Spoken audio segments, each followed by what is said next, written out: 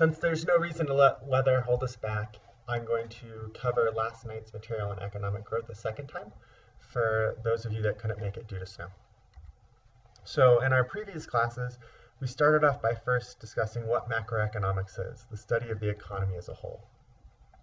And after we studied the economy as a whole, we went on and we're like, well, what does the economy as a whole produce? That's the first step.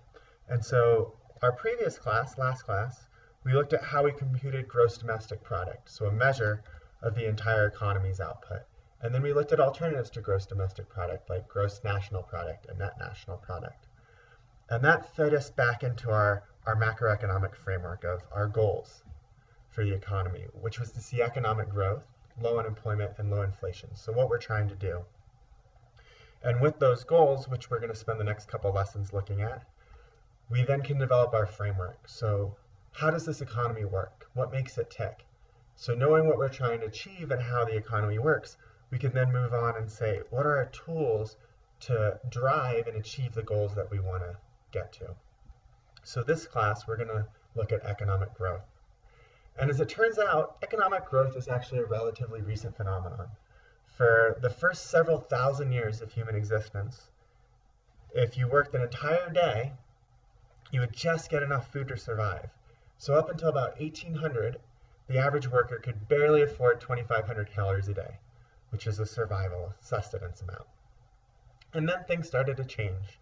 And by 1875, ultimately the average worker could afford twice as much food, 5,000 calories a day. And now, in 2012, the average worker could afford 2.4 million calories, right? That's more than enough to make you really full. So why do we care about economic growth?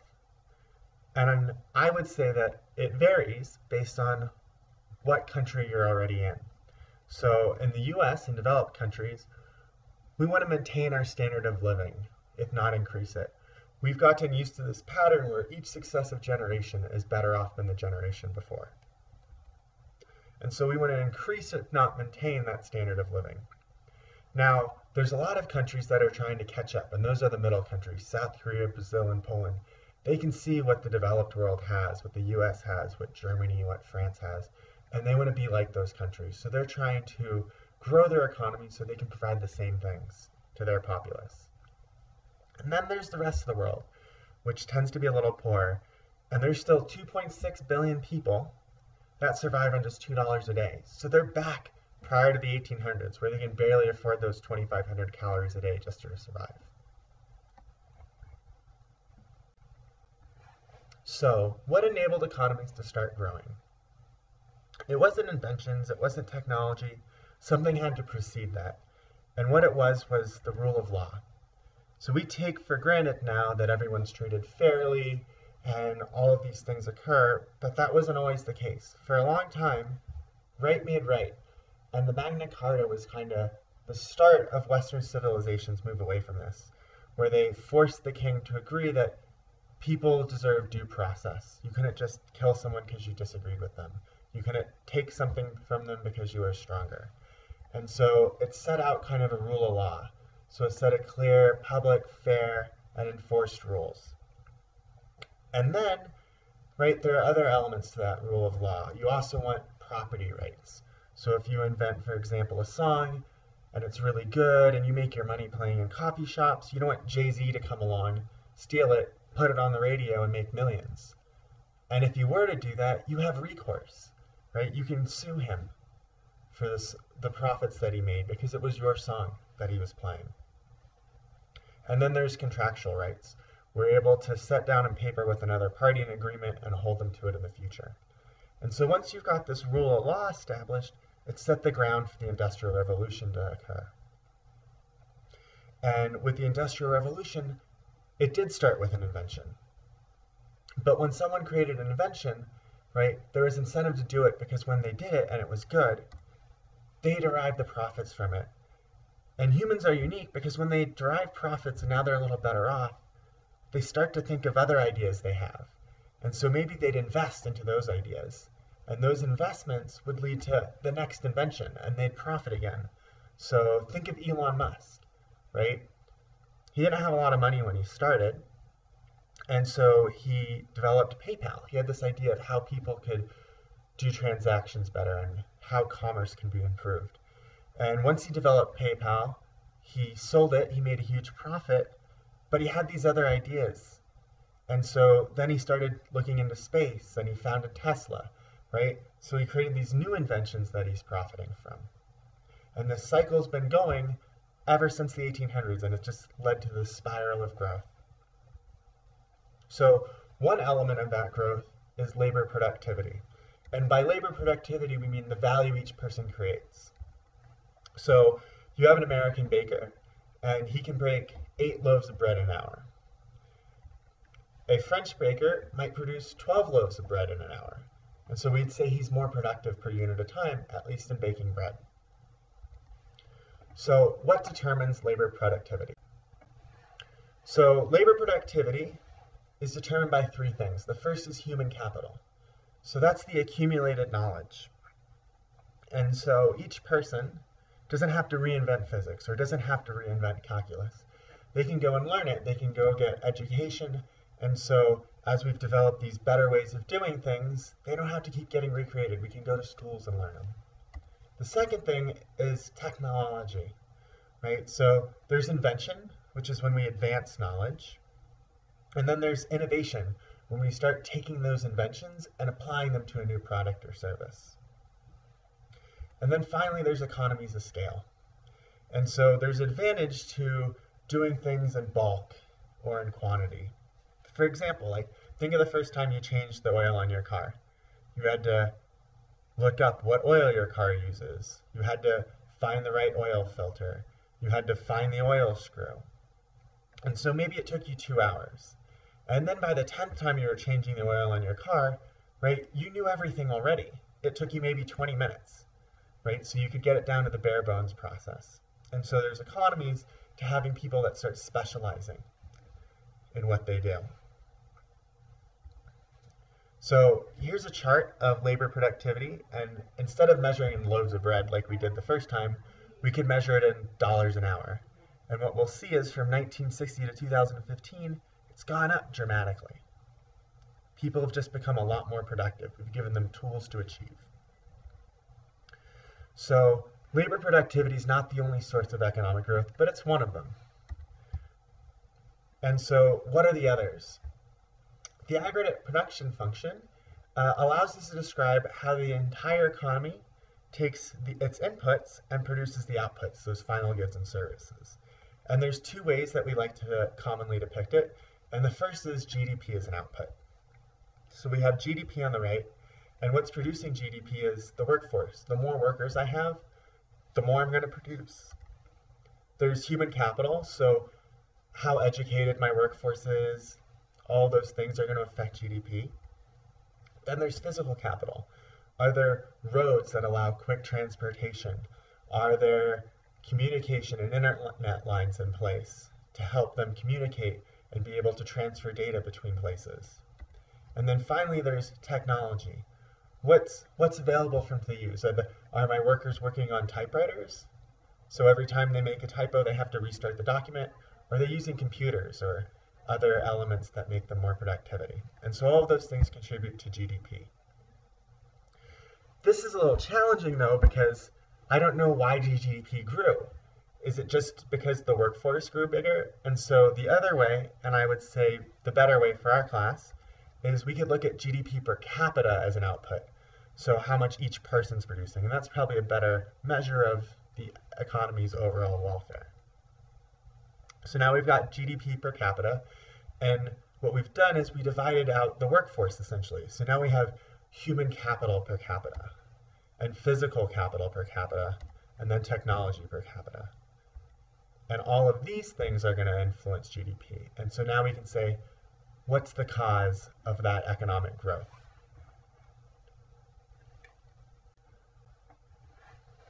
So like labor productivity, human capital's been deepening. We can essentially stand on the shoulders of those that came before us. So Einstein didn't have to learn physics before developing the nuclear bomb. He didn't have to invent it. He went to school. And so he got the basic tools from which to advance the science. And so as you can see, the amount of high school education in the US and the amount of college education has just been growing. Capital deepening has been doing the same thing, where each laborer has more and more invested in him, trying to make him as productive as possible. So over time, you can see that too has been growing dramatically. So from $10,000 in 1950 to almost $30,000 per worker today. Now technology is that last piece.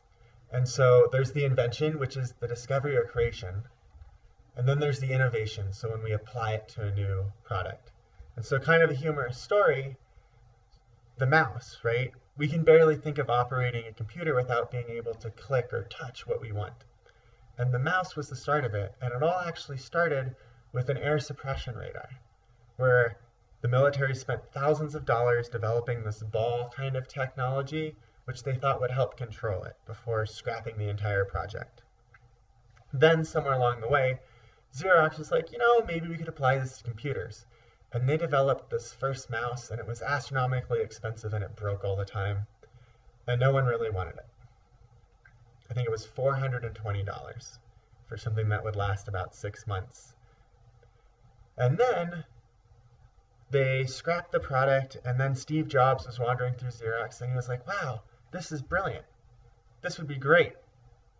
And he took the idea and innovated it and made it more efficient, and all of a sudden we got the modern mouse. And that's the product that we've all become used to. And it was a computer innovation where all of a sudden you weren't using command lines. I can click on icons and get to what I wanted.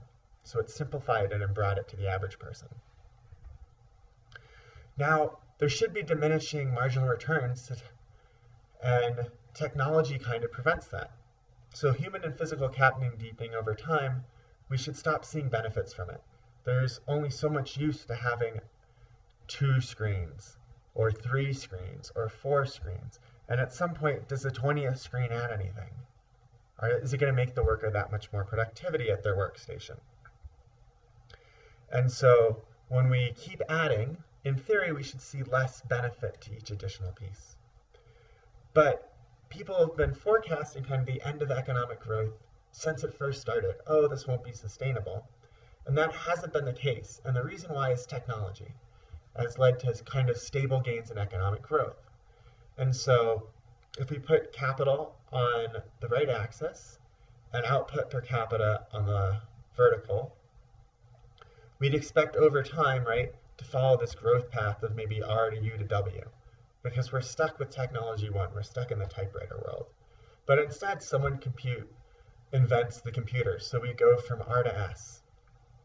And then someone invents the iPhone, so we go from R to S to T. And so our actual trajectory ends up being much straighter, and we don't have those diminishing returns that everyone's been fearing. And it's kind of hard to say, like, are we done now? Who knows? It just hasn't been the case, so we can't predict very well what's coming next. We just have to wait and see. It might be hard to believe, but the government has a role in economic growth. And the reason being, how many businesses are acting on global warming? I think the science is there, and most of us would agree it's a problem, but it's not in the interest of any one business to correct this failure of market allocation, right? They're not going to individually take an action that reduces their profit to which they don't get any benefit from. So in that case, the government should probably step in, like the lead in Flint's water. It's a good argument where there's an inefficiency, or in this case, a government failure, where they need to step in and kind of regulate to make sure that people aren't getting taken advantage of. How did US roads get built? Right? Are individuals going to go out and privately fund roads? Based on the number of toll roads that exist, I would say no, right? And it's a huge portion of commerce to be able to travel to Denver from Colorado Springs, or from Denver down to Colorado Springs, or to go to the outlets at Castle Rock. And so the government has a large role in developing infrastructure. How many people would go to school if it was not mandatory? Right? You guys have all chosen to come, and you realize there's a benefit, but education wasn't something that used to be well ascribed to. And so governments often have to mandate it. So that improves our human capital. and who fuels their car with renewable energy, right? Kind of our way of supporting it. And so tax laws and investment decisions can be motivated by the government. Where do we want our society move to? So when we offer capital gains being lower than individual tax rates, the idea is we can encourage investment. Now, who uses nonstick pans or a ballpoint pen or the internet? Who would believe all those things were caused by the government? So the government has a huge piece in kind of scientific research. So there's a role of government in economic growth. Now, economic convergence is the idea that eventually everyone's going to kind of be the same. So you see high-income countries, and they're all kind of following the same pattern. And then you have low-income countries, and they're following the same pattern. And ideally, right, this fast growth club, the developing world, is going to grow fast enough at 5% or more a year that they're going to catch up with the developed world, kind of the slow growth club at 2% a year. And everyone's going to end up essentially being the same. And so that's kind of a nice way to look at what's happening. And there's some good arguments to why this occurs. One of them are the advantages of backwardsness. And so if I'm a slow bloomer, I'm India, or I'm South Africa, or South Korea even, I might have been behind the curve. I'm not one of the developed countries, I'm developing. But I can take the technology developed already, and I'm able to apply it directly. So I don't have to develop landlines before cell phones. I can just install cell phone towers and skip the whole infrastructure of landlines. I could, in South Korea's case, learn from the highway problems of the US and just not build any one-lane highways. I can directly build all 5-lane highways. And so there's some advantages from learning from the mistakes of the developed world. Now, convergence won't actually occur that quickly. Most of us are familiar with this equation, A equals PRT, and it's kind of that time value. And so the compounding of stable growth over time. And so let's say we have a rich country and a poor country. GDP per capita, the rich country is 40,000, the poor country 4,000 per person. And the rich country is growing at, 2% on average, the poor country 7. In 30 years, right, the poor country's 8 times better in GDP per capita, but the rich country is almost twice as well off. And so there's still a pretty huge gap between the two of them. And so while economic convergence is likely to occur, it's not occurring quickly. The power of sustained growth is what's preventing economic convergence from occurring quickly. So economies want sustained growth for the same reason as you, and it's compounding, right? That's the miracle of that equation. So imagine if you had $10,000 today and you can invest it at 7%. In 40 years, that $10,000 is going to be $140,000. That's a huge amount of interest. Similarly, imagine if you open your Roth IRA. You can look at it 2 ways. It's a common investment retirement tool. In Plan A, you can save $5,000 a year, and you can start today. Or maybe you want to put it off for your first decade. And now you're going to save twice as much, $10,000 a year. 30 years out, if you're able to get about a 7% return, so you put it in the stock market, you're not going to catch up. It's not going to be until 35 or 40 years out that you're able to catch up with that Plan A where you were saving half as much.